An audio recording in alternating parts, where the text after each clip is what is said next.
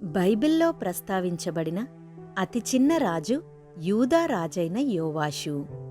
యోవాషు రాజైన అహజ్యా కుమారుడు.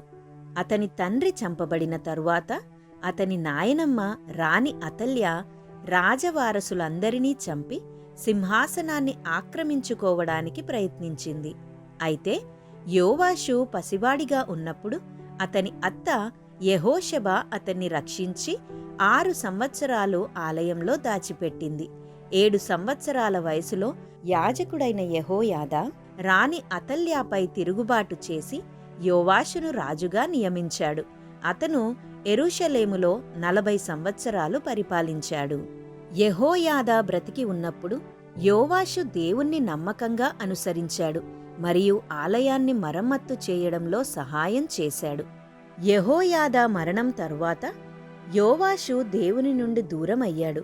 అవినీతిపరులైన అధికారుల మాట విన్నాడు మరియు అతని చర్యలను విమర్శించిన ప్రవక్త అయిన యెహోయాదా కుమారుడైన జెకర్యా మరణానికి కూడా ఆదేశించాడు. సైనిక ఓటమిలో గాయాల పాలైన తరువాత యోవాషును తన సొంత అధికారులు హత్య చేశారు.